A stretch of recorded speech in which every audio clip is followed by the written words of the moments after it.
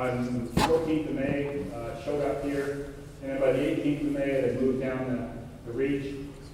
And by the 25th of May, it was all the way out into the bloater array. So that's like 10 days, 11 days, it went that far. And then it went and lived over in New York waters for the rest of the summer. So it hung out there and it pinged around in the array, and we've got lots of detections over there. And then it moved back over to the Timber Island area. This is that Timber Island area I was talking about. And it hung out there for a while. And we don't know what happened to it after that because the data's still out on the receivers. So we'll pick up those receivers again and then we'll get the story. The second fish I want to show you is interesting. We released it on April 14th and it went right back to where we caught it. And so it went hung out where we actually had the trap net. And then it went out to what we call the Eastern Gap on the 30th of April. Went over to Melville Shoal, but then it went all the way back again to where we caught it. And then it went back up to the Gap. And then it went over to the U.S. waters and hung out in New York for a while. But not that long this time. It just went over there for the month. And then it went all the way back and hung out at Timber Island again for July and September. And interestingly, when we talk to our local anglers, they say, well, we always do that. So the anglers had figured out where those fish were. They weren't sure of the movement, but they knew that Timber Island was a significant spot. So I'm going to walk you through a couple things now. This fish actually went back November 1st, and we picked it up coming back into the bay. So those large fish spawned up here in the upper bay in the spring. They move out, they live out in here, and then they come back in the fall, and they'll hang out in the winter up in this area again. And there's a question on regulations. Our regulations are for walleye with only one fish can be over 24.8 inches, which is 63 centimeters. So we allow people to keep eaters and then only one trophy walleye. So it's different than the reg New York has. What's your minimum like? We have no minimum. No minimum. Fish usually recruit into the fishery at year 2. While they can be in there as 1-year-olds, but 14 inches. The eaters in the Bay of Quinte are typically 15 inches to 19, 20 inches. At age 4 to age 5, they're already leaving the bay. Age 5 for sure. So I'm going to orientate you to this. Okay, April. So I'm going to walk you through. I've got a slide from April through October. The important thing to think about is as the color of the dot gets darker, it means there's more detections there. And it's detections by individual fish, unique fish. So one fish can't sit at a receiver and turn it red. So the number over here is 14, I believe. So 14 or 15 means that's 15 unique fish out of the 30 or 26 fish, or 20 fish in this case. So you can see right now that none of the receivers out here had any fish hitting it in April. So all the fish that we tagged in the upper bay, we're still in the upper bay in April, either finishing spawning or getting done spawning and moving out. Lots of concentrations in this area and getting ready to go out here.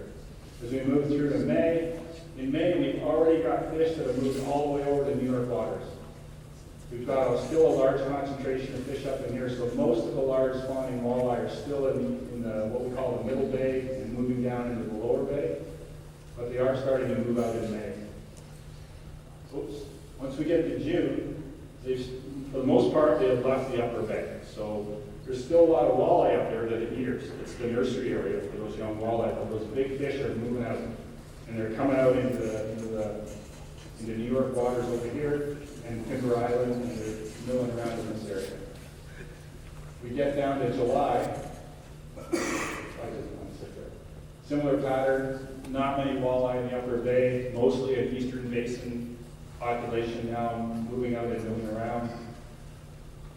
In August, look at Timber Island. Those fish are sitting in on Timber Island. That receiver there, there's a lot of fish around it. Those fish are hanging in that area. It's going to be interesting as we go forward to see if that's a pattern or it's a one-off and it's the weather. So let's see if we see that over 5 years. Here's September. Again, fish are starting to move out. So back in August, they've already started to clear out of New York waters and start to move back across. It looks like we've got some staging happening in that area. Into October, some fish still hanging out in New York waters. So it's still early days. It's It's only 1 year, and it's even part of a year. We don't have any data from the bloater right here because that data is still out there, and we're going to go pull those receivers this spring, and we'll learn more about them. So, what's next? We want to tag another 30 walleye. Some of those walleye will have the advanced temperature and depth sensor in it. We do want to get some fish out in the Eastern Basin, which might be New York fish. We just don't know. So we want to go catch some fish that aren't in the Bay of Quinte because they could potentially be New York fish, and maybe they'll go up the Black River or something. We've got to look at the array and see if there's any holes in there and fill it in with receivers and continue to work with our partners in New York and Queen's University. So this is going to be an ongoing study, and it's really going to inform sort of the fundamentals of Eastern Basin Lake Ontario Bay of Quinte walleye dynamics. That's it. So I got a break. Any questions? When the array is out there in position and it's totally vertical, what distance from the top of the array to the surface of the water? Or how deep is the top of the array beneath the surface of the water? So it all depends on where the receiver is. So the receivers go this far off bottom. So if you're in 100 feet of water, it's just far off bottom. And if you're in, we don't usually set them in anything less than about 30 feet of water. So they're not right up on the shore. They're usually out there fairly deep. And they'll pick up a fish within about a kilometer. So they have a fairly good range on them, but they're not very far off bottom.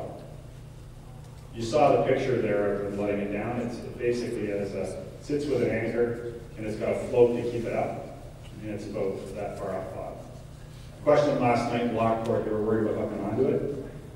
There's a lot of things out there, old ships, sailing boats that are sitting on the bottom, shipwrecks, logs, stumps, all kinds of stuff. It's no different than just having normal sort of things on the bottom. I don't think you're going to hook onto it. Question? I think we have tags now in 26, I believe. And they're all still working out there? 36. We have tags in 36. I go through the data. We've got a report on it that's coming out. One of the tags we never picked up, so we're thinking that the tag either died or the fish died. But we're not picking the tag up in any of the receivers, so the tag might have been defective. One fish was caught. An angler caught a fish and sent the tag back to us. That's the other thing. If you catch a fish with it's got a red and blue tag on the back, we'd like it if you just let it go. But if you do keep it, we'd like to get the tag back because we still might be able to use it.